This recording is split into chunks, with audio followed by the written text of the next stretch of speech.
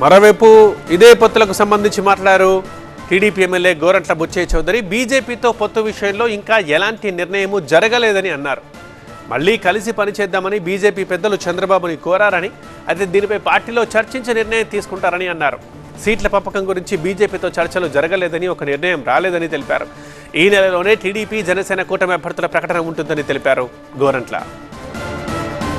ఒకటి, వారు మొన్న కలిసినప్పుడు గతంలో కలిసి పనిచేసాం, మళ్ళా కలిసి పనిచేద్దాం, ఎన్డీఏకి మద్దతుగా రండి అని అడిగారు. అది మేము మా నాయకత్వంతో మాట్లాడి మళ్ళీ మీకు వెనక్కి వస్తానని చెప్పి చంద్రబాబు గారు చెప్పారు. అది పార్టీ లైన్లో చర్చకి దారితీసింది. ఇవన్నీ ఒట్టి మాటలు. ఎన్ని సీట్లు అడిగారు ఏమిటని ఒట్టి మాటలు అసలు అక్కడ దాకా లేదు. ఒకటి, మద్దతు బయట నుంచి మద్దతు ఇవ్వటమా, కలిసి పోటీ చేయడం అనేది ఇంకా నిర్ణయం కాలేదు. ఎక్కడ ఏ సీట్ అనేది ఊహాగానాలు మాత్రమే. అసలు గతంలో ఎంత ఓటింగ్ శాతం ఉంది, ఏ నియోజకవర్గాల్లో బలం ఉంది లేదు, అవన్నీ కూడా దృష్టిలో పెట్టుకొని చేస్తారు. ఎక్కడెక్కడ గతంలో వచ్చిన ఓటింగ్ శాతాలు, గెలుపు ఓటములను కూడా దృష్టిలో పెట్టుకుని రీజనబుల్గానే ఉంటుంది ఏది చేసినా కూడా. ఎందుకంటే పొత్తుల ధర్మంలో కొంచెం జాగ్రత్తగా ఉంటుంది. ఎందుకంటే మనం అనవసరంగా ఎవరో కుర్రాళ్ళు మాట్లాడాలని నేను మాట్లాడటం కూడా కరెక్ట్ కాదు.